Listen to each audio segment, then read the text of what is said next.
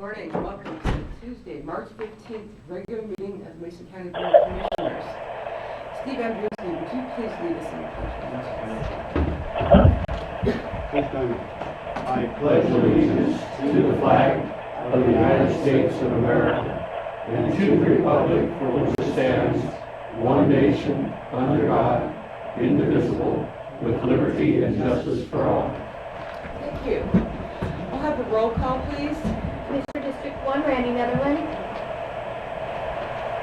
Randy's attending by phone. Randy is on his way to a meeting with the Environmental Protection Agency, a meeting around the opportunities to change the way they fund our pollution identification and control program, probably the most important program we have for maintaining our shellfish industry here in Mason County. And there's a potential that we will have a direct allocation around those, and this is what the meeting is about. But he will join us by phone. He's en route to Seattle, so it's a little difficult.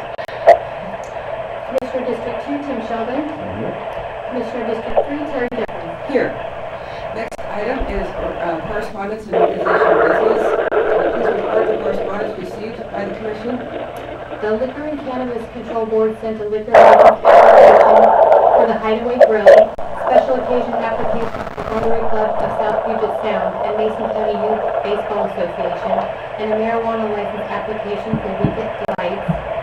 Karen Monroe resigned from the Housing Authority Board.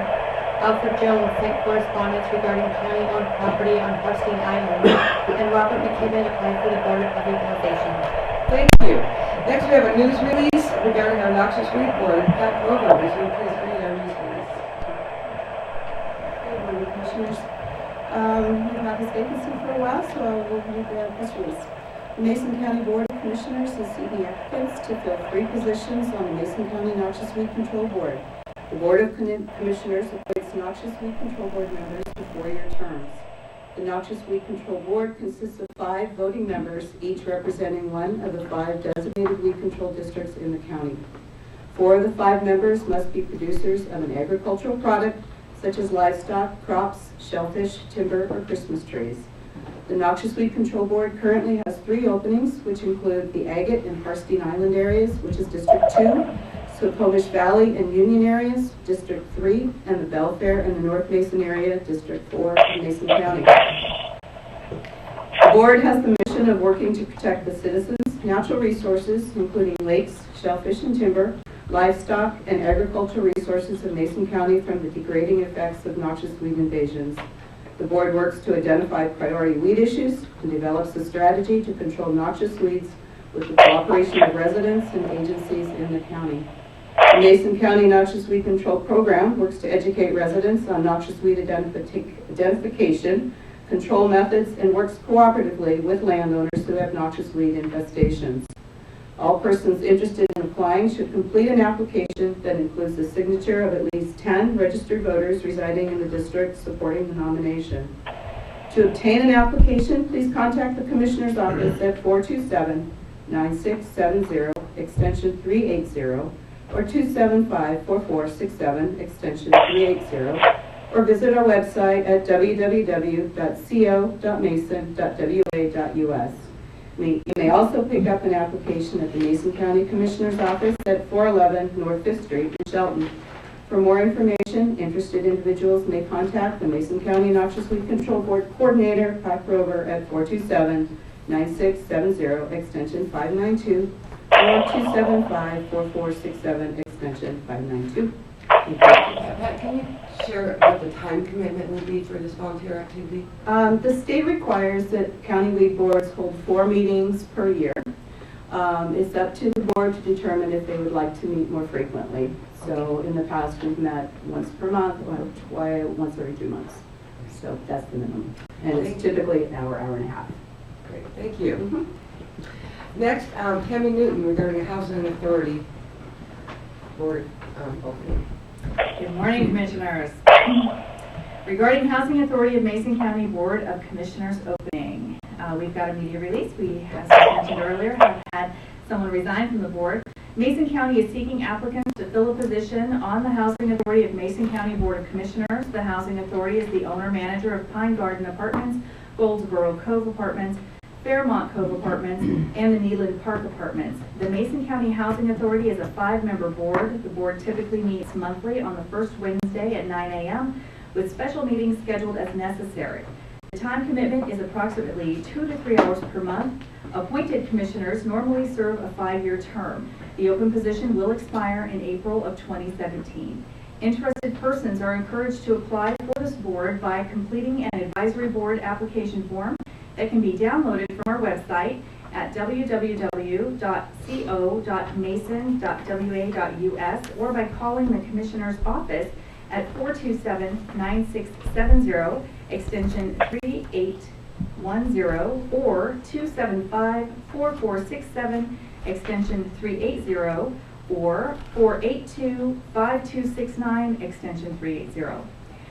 Applications to serve on the board are being accepted until filled and should be submitted to the Mason County Commissioners, 411 North 5th, Shelton, Washington, 98584. If there are questions about this board, please contact the Commissioner's office at 427-9670, extension 380. Thank you. You're welcome. Is there any other organizational business to come before the commission? No, there isn't. Great. That takes us on to item number 5. This is our open forum for citizen input. This is an opportunity for you to address the commission and the public to some respect in that we are recorded live on any items that are not on the agenda. Is there anybody that would like to address the commission and the public on any items not on the agenda? Mr. Davis. Thank you. Good morning, Commissioners. Tom Davis, 170 West Bushy Road. And I'm here to speak to you today on a veterans assistance matter, to be specific. As you know, it's our job as the Veterans Assistance Committee to get the resources that are appropriately funded and applied to the veterans themselves to satisfy the emergency needs.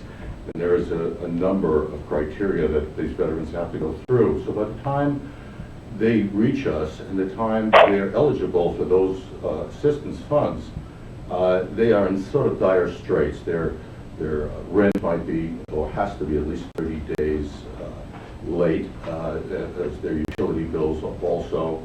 And so we tried to get them funded as quickly as possible. Now, the county has undergone some efficiency measures, and so is the Veterans Assistance Board. So we're trying to streamline that process.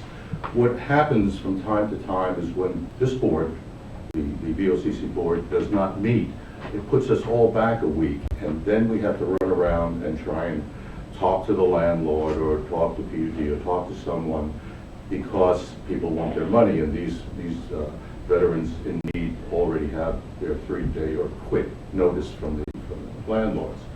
So we were wondering, and this is just a request, we were wondering if there could be a streamlined process that you would participate in, that we could fund these veterans at the time that you don't have the meetings, on those rare occasions, or when Becky Rogers, who does a wonderful job, might be sick or on vacation or so on.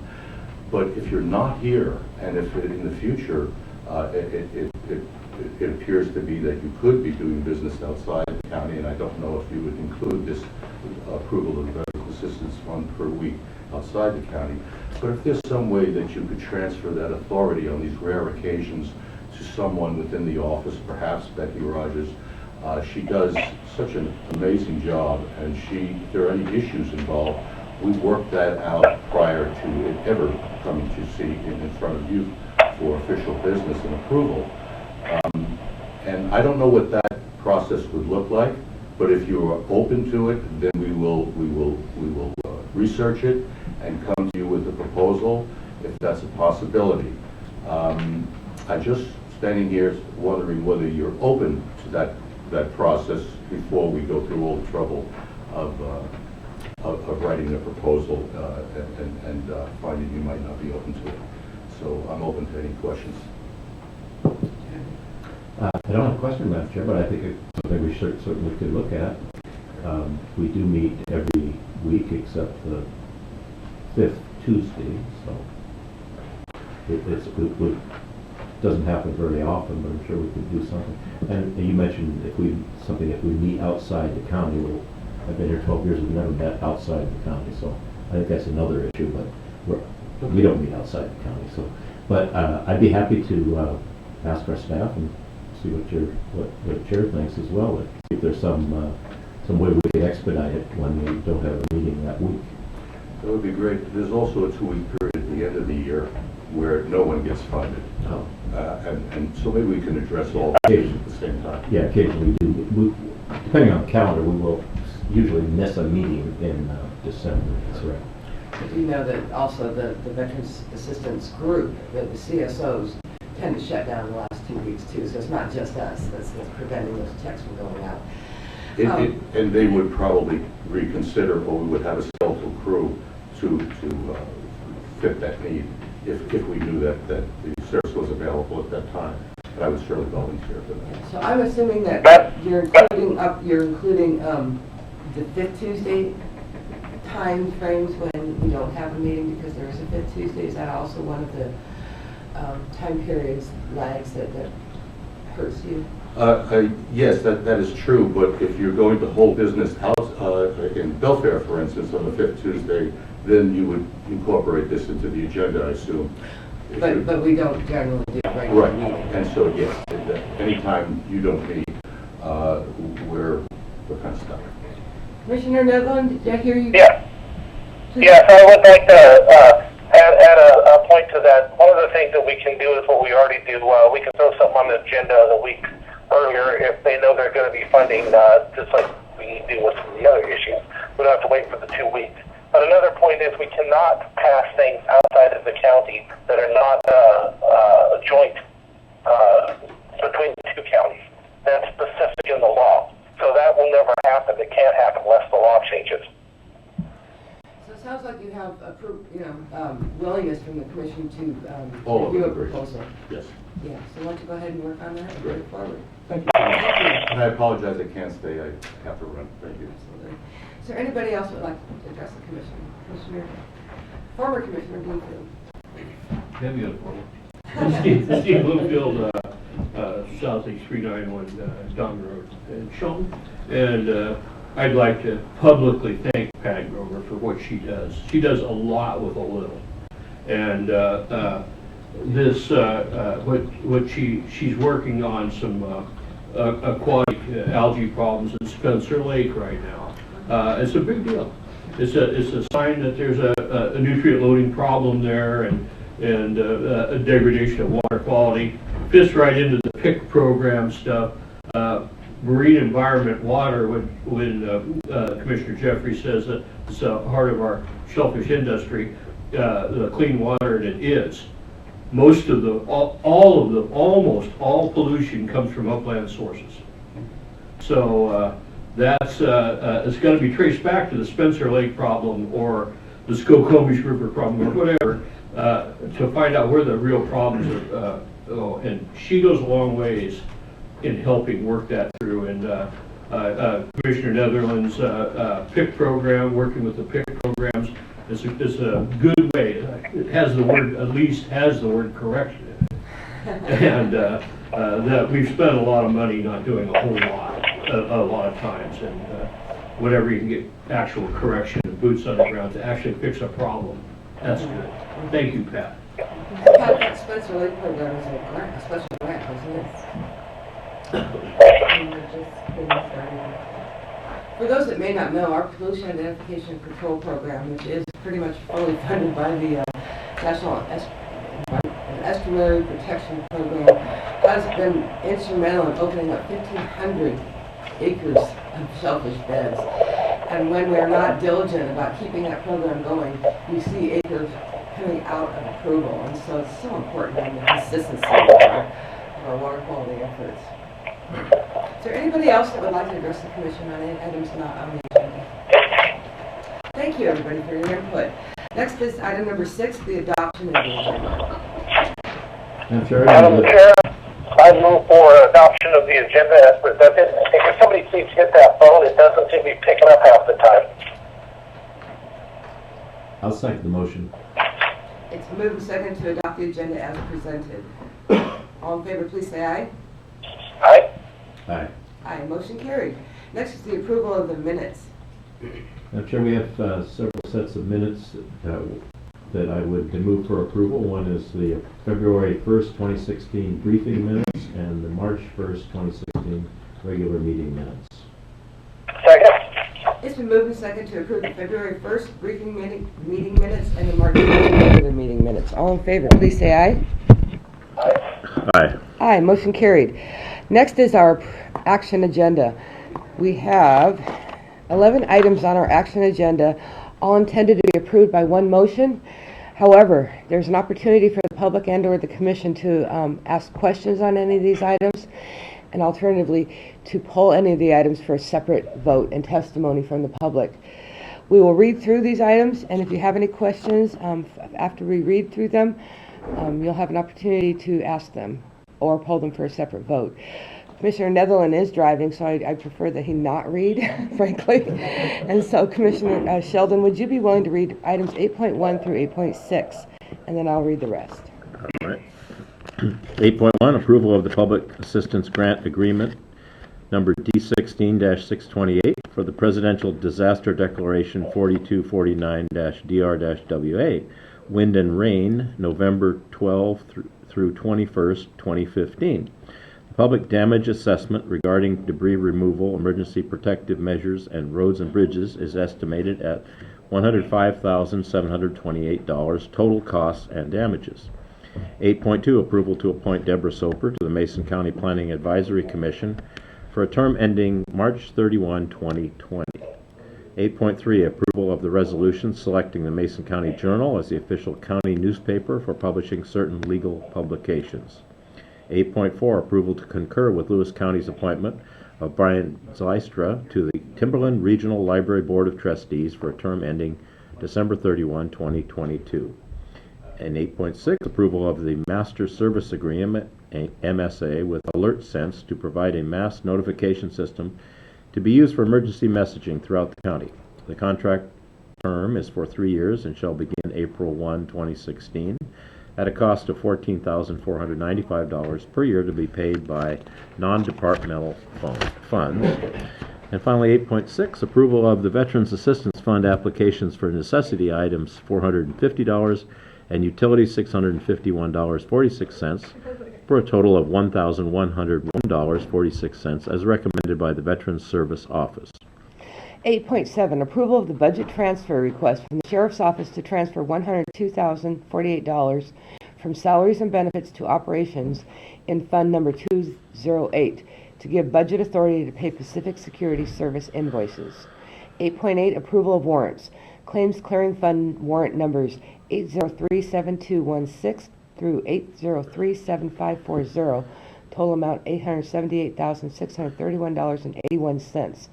The Claims Clearing Fund warrants 8037618 for a total amount of $93,181.52. The Direct Deposit Fund warrants 28953 through 29710 for a total amount of $1,246,670.09.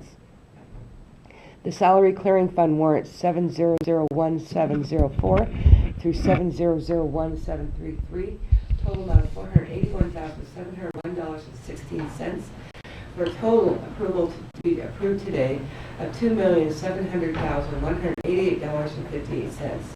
Our Claims Clearing Fund year-to-date total is $2,628,403.30. Our direct deposit year-to-date total, $2,476,735.66, and our salary clearing year-to-date total, $1,820,769.80.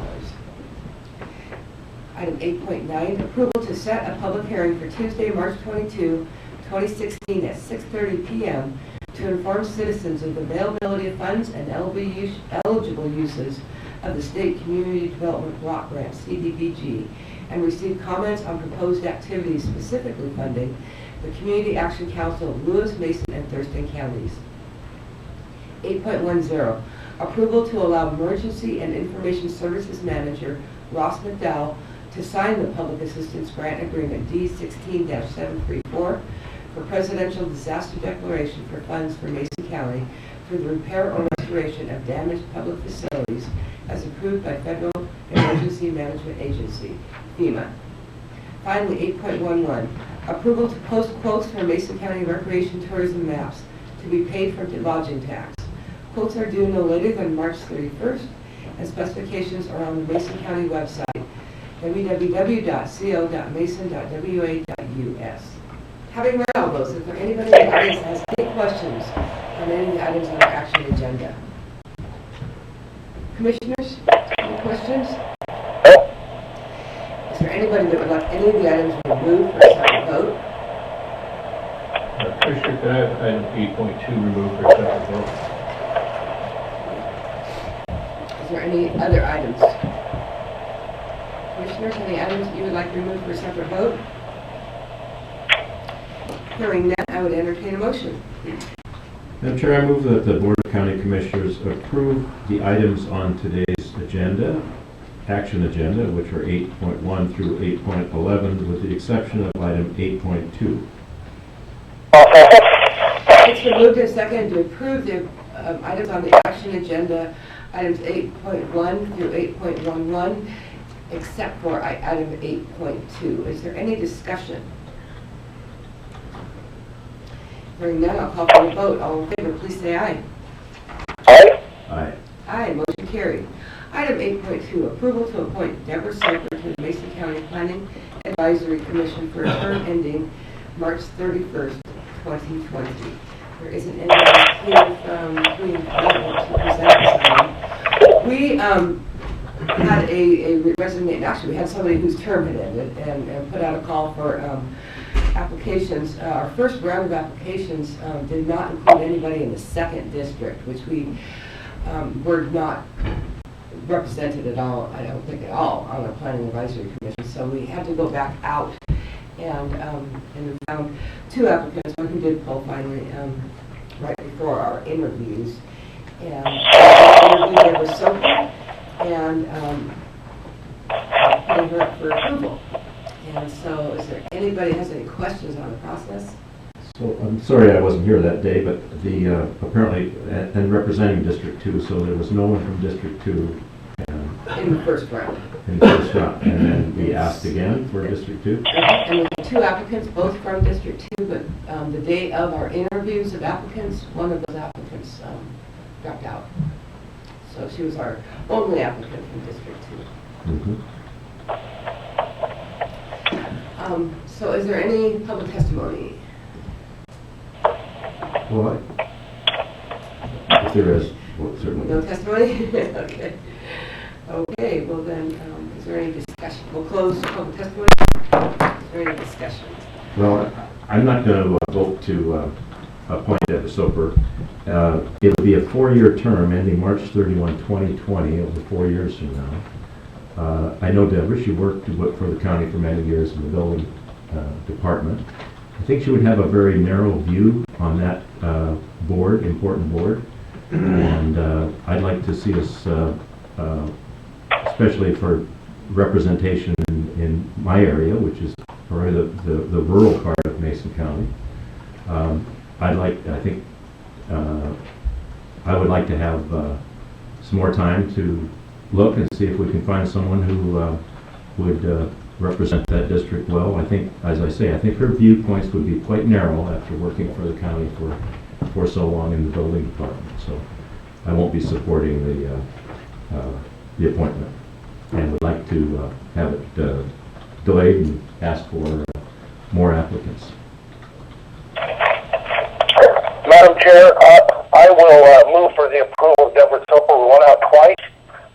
We could not get anybody. She was the only one that applied. She did do well when she was selected in the interviews.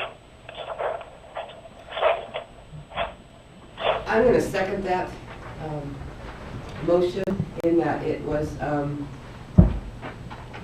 on history. I think that bringing with you knowledge of the building and planning department and what some of the restraints there are about trying to be as open as you can, given the building code, the state building code, the international building code, as well as our growth management obligations. I think that brings a well-rounded information that could be very helpful for the rest of the board. I didn't identify anything that would make this a poor appointment, so I would second that. Well, Madam Chair, in 12 years here, I've had a lot of constituent issues. A lot of people, and you have too. And Commissioner Manila, you have constituent issues where people call. And I always had, there were many times there were issues about building where the building official pulled out the rule book, I'll say, and the official was very adamant about the wording of the regulations and very inflexible. So I would like a person with a little more flexibility and maybe more understanding of the economic situation we have in Mason County and the fact that people many people feel very burdened by the regulations that we have. So that's my opinion. Any further discussion?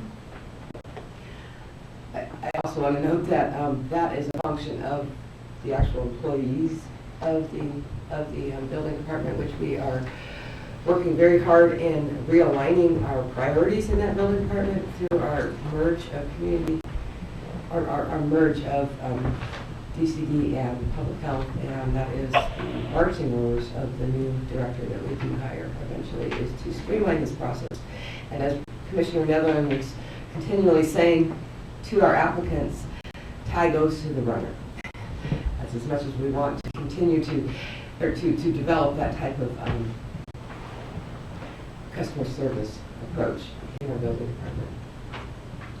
And again, Madam Chair, if you don't mind, again, we've done our work on this again. This was, she was the only applicant from number 2, but we did our work. There's a time and a place for some of these discussions, and it's in the briefings. So to change things or try to change things after we've done all of our work never makes much sense to me.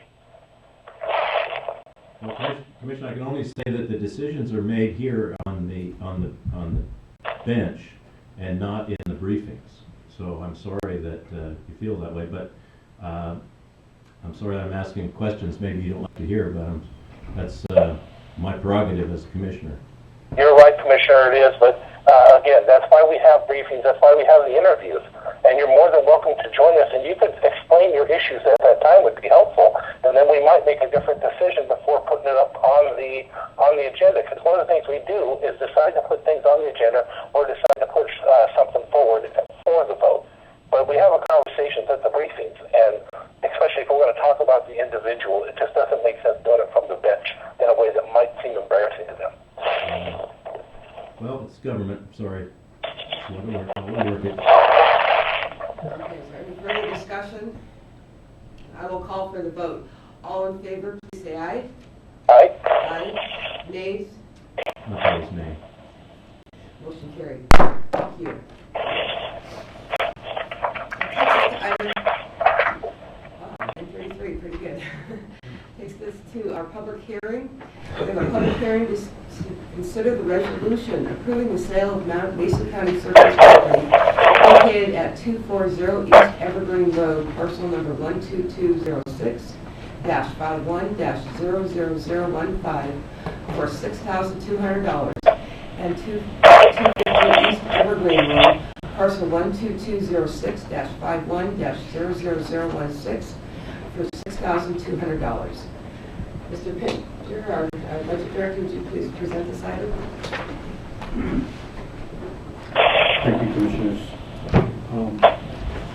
We do have 2 parcels. As you've read, their parcel street addresses are 240 East Evergreen Road and 250 East Evergreen Road. Both parcels have a market price of $6,200. There are no optional clauses, there are no encroachments, and there are, they've been listed for 659 days, and there are delinquent taxes that we could recover out of the sale of the parcels of $1,685.59 each. Okay. Are there any questions for Frank? Say that again, Frank. How many days have these been listed? 659 days. All right. Nice to get him back on the tax rolls. And recover some delinquent taxes. Yes. Is there any questions from the audience for Frank? Thank you, Frank. So we will open this up for testimony. Is there anybody that would like to testify on this item? Hearing none, I will close testimony. Commissioner deliberations. I'm glad we're continuing to move ahead with this, Madam Chair. We had a discussion yesterday, a briefing discussion, not a decision, but a discussion about the possibility of using some of these proceeds. They're not budgeted proceeds for these sales. We don't know what will sell during the year, but to use these budgeted or these proceeds for cleanup of properties, derelict properties. We have a lot of them around the county that are sometimes even county-owned property. So I hope we can talk about that. But that's not the issue today here. But the issue is to sell these, and I think the faster we move them through and get them back on tax rolls, the more benefit it accrues to the citizens. Commissioner Nedlund, is there any discussion? Okay. I would entertain a motion then. Madam Chair, I move that the chair of the commission be authorized to sign the related closing documents and property manager initiate payment of 6% fee of sales price to the county's real estate agent. And the proceeds of the sale are dedicated first to any delinquent property tax obligations and related penalties, expenses and assessments, and next to reimbursement of the property management expenses, and finally to the current expense fund. It's been moved and seconded to approve the authorization to sign the related closing documents of the property manager initiate payment of 6%. That is a different type of I'm just going to say as stated in the motion. Okay, and Madam Chair, if I would, I really should state the motion just a little bit better too, and say that the commissioners, that the property described above, those parcels are number 1220651000015 and parcel 1220651000016 are approved at the price of $6,200 each. Is there any issue with that second, or with that amendment? You okay? Any issues with the amendment to that motion? No. Okay. It's moved and seconded to approve the sale of parcels number 12206510015 and 1220651000016 for a sales price of $6,200 each. All in favor, please say aye. Aye. Aye. Aye, motion carried. Thank you. That takes us now to item number 10. This is other business, department heads and elected officials. We have one department head here that would like to maybe present to the commission. Jim Madsen. Thank you, Commissioners. Jim Madsen. I'm the Administrator for Juvenile Court Services. I'm here today because I want to talk about the need for volunteers that we have in our department, and specifically about our CASA program. CASA stands for Court Appointed Special Advocate. And what a CASA is a volunteer that's appointed by a judge to represent the best interests of abused and neglected children in our court. The CASA acts as the eyes and the ears for the judge and give a consistent and powerful voice for children during complex legal proceedings. Our staff in our department, probation counselors, our guardian ad litems, which is a paid advocate for children. We have a serious need for volunteers to help out with the workload. We have a lot of children that are coming into the system that have been alleged to be abused or neglected. Just to give you an idea, last year we had 97 filings for dependencies in our department. That was the highest that we've ever had in the history of the department. and that was by 8 from the previous high of 2 years ago. And to give you another fact check, that in 2011, we had 50 filings. So we've nearly doubled in the last 5 years. And so far this year, as of yesterday, we've got 42 filings. And they just keep coming in fast and furious. And so we really need to have people that care about kids and want to advocate for kids. Please call us, and we can talk to you more about the program. And if you want to make a difference with kids, this is a way to go about it. And the best way to find out more information from us is to call our department at 360-427-9670. And our main line extension is 337, and we'd be happy to talk to you more about that. Jim, this has me just baffled why our dependency cases have just grown exponentially over these last 2 years. Do you have any understanding of what trends might be happening? You know, it's hard for me to say because although we do have a lot of contact with Children's Administration, which is a part of DSHS, a part of the state that handles, that's CPS, that handles removing these kids from their homes. You know, they have a difficult job, and there are constantly changing requirements and statutes that they have to follow. And I don't know if that has something to do with it. I know that over the last few years there have been a tightening of the amount of time that they have between when a potential case comes in front of them and they have to investigate and make a decision. Those time frames have shrunk, and so I don't know if that hasn't something to do with it. If they've got more social workers, I know they've been trying to increase the amount of social workers, so if that means there's more eyes out there. These are just my opinions and some Right. thoughts that I have, but it's very clear, and this is not unique to our county. This is happening across the state, and you know, we've got some kids out there that really need advocacy. Well, Jim, also, I think we have some parents that really need some direction here. I mean, in the legislature, we've worked over the years, and you see this swing back and forth about parents' rights and the states' rights and the children's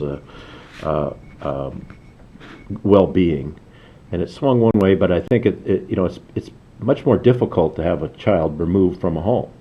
Yeah. Now, but in Mason County, you're saying we had, when we have these 50 filings, you said? 50 in 2011, 97 last year, and 42 as of yesterday for this year so far. 42 already this year and 97 last year. Yeah. So when you say filing, is that more than one child?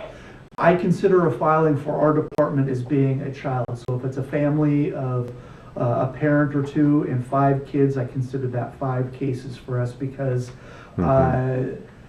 you could have two children in one home and 3 in another home, or they could be scattered about Western Washington in different homes, and so that's why I look at it that way. Okay, so 97 children last year. 97 children last year. And they were placed with foster care.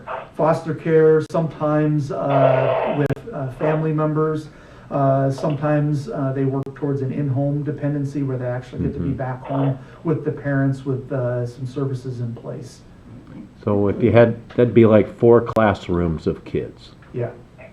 And I will tell you that our county, our philosophy is that we will provide some sort of an advocate, whether it's a guardian ad litem, one of my staff, or a CASA volunteer for every child that comes in. We're not going to allow these kids to not have an independent voice during these court proceedings. So that's why we have a need here in our community and in our county. And you see the need growing in other counties, rural counties as well? Yeah, it's happening across the state. It's a topic of conversation that us administrators in our association talk about a lot. Okay. Well, thank you. Yeah, thank you. I guess on a happy note, I mean, that's a very, very sad discussion, but on a happy note, last week we graduated our first married couple from our Family Recovery Court, which is part of the therapeutic court system that's being funded by our mental health tax, in which when children are removed from the home, if it's an issue of drug addiction and or misuse of drugs, then they have the option of going through treatment and a very robust program. And we had a husband and wife who were reunited with their family last week, and so there are restorative efforts underway. Absolutely, it's a fantastic program, and the differences and the uniqueness of that program versus a regular dependency case is there's a lot more intervention that happens more frequently, more frequent court dates, and so it requires more effort from all parties involved. I mean, including the parents, the defense, the AG's office, social workers.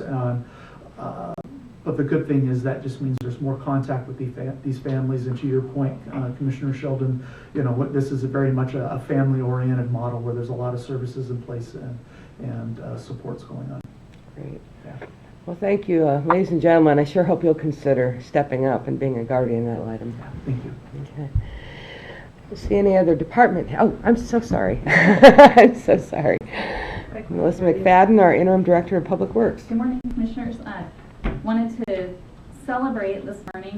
Last Tuesday, we opened up Hunter Creek Bridge to two-way traffic. We are back open in the Skoke Valley to two-way traffic. We have some follow-up work to do still, some hydro seeding, restoration type work, and also our striping. We need nice weather for that, but we took down the temporary signal, so we are open to two-way traffic again. So wanted to celebrate that success. It was really a team effort, the whole Public Works Department, from permitting, surveying, right-of-way acquisition to our engineering construction team. So great effort, and I think that it resulted in a really nice product. So if you get a chance to get out in the Skoke Valley, have a look at Hunter Creek Bridge. So Melissa, how many structurally deficient bridges do we now have in Mason County? We currently have 0. But we are on a schedule to be inspecting all of our bridges at least biannually. So if anything changes, we will be the first to know about We got a great it. track record. Let's keep it that way. Madam Chair, Melissa, I think we also should congratulate Quig Construction. They did a nice job Yeah, on the definitely. bridge. They're a great contractor to work with. Good contractor to work with. Yeah. And this is the last bridge that was damaged in the flood of 2005? 07. Oh, 07. I believe it Oh, was. two- So there was some 2007. damage to it, yeah. And Yeah, we where took we 8 years, lost huh? bridges in Hoodsport and And we'll come in It's a a little lot bit of under it. budget. It was budgeted, 80% of the cost of reconstruction was funded by the Bridge Rehabilitation Advisory Committee, which is federal funding. We're going to come in a little bit under budget, so yeah, great news all around. Great. so it's open both ways. And Yes, sir. just a little history of that. The after the bridge was damaged, it was thought that it would be unusable totally. And the Public Works Department did their inspections, and I think they had inspectors that we contracted with as well. But they came up with the idea of making it a one-way bridge with the light, and then if you had a loaded log truck or a lowboy with equipment, you could still go over the bridge because there was no chance of someone coming the other way and increasing the load. I see. So it was very inconvenient, but at least it was creative. Otherwise, people would have to have gone around the 800 road and the Forest Service land. It's been a huge detour. Yeah. So thanks for all your work. Well, thanks for sharing that good news with us. So that takes us now to board reports and calendars, an opportunity to share some of the things we've been doing. Commissioner, how do I go first? Okay, please. I'm going to try to make it quick. Port Allen meeting, Lookout Aquarium Council, Sulphur Water District, Mason County Dams, ADC, Legislators Committee and briefings. Let's see. Next week I have, or right now it's EPA Business Retention Chamber of Board, EDC, Climate Rescue Dinner, Racing and Board of Health. Okay, thank you. Commissioner, did you want to? Sure. Thank you, Commissioner. Very good. Another one. Last week, primarily in Olympia, we got close to finishing our session, and now we're starting my 30th special session. But I think it'll end pretty soon. The budget issues are coming together. We've had several meetings and conference calls over yesterday, and I'll have another one today, and I'll be in Olympia briefly. But the issues yesterday were, of course, at the briefing, and I just want to mention a couple things. Commissioner Netherland mentioned the briefings as well, and I think it's good that the public understand, because they are not in attendance like they are here for the briefings. But a couple issues that I'm concerned about are the courthouse security, and the litter cleanup program. And of course, the sheriff has brought those to our attention. Sheriff and undersheriff were here yesterday. I talked a little bit about those. I'm confident that we could re-rack or redo our budget so that there are sufficient funds to assure the public that they are safe in our courthouse. It's important that we have that courthouse security, and I know the sheriff is supportive of security as tight as we can have in the courthouse because of issues that happen in Montesano, domestic violence calendar especially. So I hope we can continue and find a good solution there that works. And also with the litter cleanup, we learned a little bit more about the grant, some of the stipulations on the grant. I think it would be extremely difficult for the county to administer that litter cleanup program, because the cleanup is performed by inmates and those that have other issues with the courts that need to be satisfied. And it's good to have them out working, but we as a commission can't supervise prisoners. We're not the jail. We're not the sheriff. So I think we can come to some conclusion here, but I'd like to have that brought to conclusion sooner than later, to reassure the public that these two important services are going to continue without any break in service. So, but I will be at Squaxin today with the chair. We have a meeting with the tribal council in the casino at lunch in the Squattle room. I think it's correct pronunciation for that. I don't believe I will be able to attend Mason Transit tonight. I've got to be in Olympia. We have a couple PUD 3 meetings, PUD 1 meetings tomorrow in Olympia as well, and then I'll be back here for let's see, I'll be speaking to the Historical Society at 2 o'clock on Saturday, the 19th, at the Hoodsport Fire Hall. That should be hopefully well attended, although if I'm speaking it might not, but shouldn't have said anything. And briefings again next week on Monday. I've got a conference call at between 1 and 2 o'clock with the shellfish growers, and I think we have some briefings in the morning and then interviews in the afternoon. And on Tuesday, the 22nd, we have our 5th Tuesday meeting. I think that's not the Belfair meeting. That'd be the next week. So it would be here at 6 o'clock, and could be here. So we did not have a commission meeting last week, so we didn't have a chance to report our calendars previously, but the week of the 1st of March, we did quite a bit of interviewing. We had 58 applicants for our community services director. I think we interviewed 15 or 16 of them. And then we will have a second round coming up next week. I met with Amanda Reed of Capital Land Trust at the Bayshore property, formerly Bayshore Golf Course, around discussion, are they going to keep this open to the public? And they have every desire to do so. Their challenge is to keep people off the salt marshes. And so there's discussion of maybe building boardwalks there. But this is a phenomenal piece of property, and I think that if you have a chance, get out and look at some of the restoration efforts they've made there at the old Bayshore Golf Course. Last Monday, Tuesday, and Wednesday, I had the opportunity, a phenomenal opportunity, to attend the National Behavioral Health Conference in Las Vegas, ironically. 3 days of filled workshops regarding there's a brave new world in behavioral health services, in that your substance abuse services and your mental health therapeutic services now have parity with, in Medicaid funded services, have parity with physical health, and with an ultimate goal of combining your physical health with those two, because so many times we're treating them in these issues of substance abuse, mental health, and physical health independently of each other, when so many times some of the issues are intermixed. And so this was a group of folks who do these services, and there's just a lot of moving and changing around. It was great to have an opportunity. I attended mostly conferences around how it interfaces, how mental health services interface with criminal justice, which we're working very hard on here in Mason County and with our behavioral health organization in Thurston County. Let's see, the community, something called the Accountable Communities of Health, which was coming out of also the Healthier Washington's initiative of regional integration of care of all of our physical health needs in an effort to reduce the amount of usage.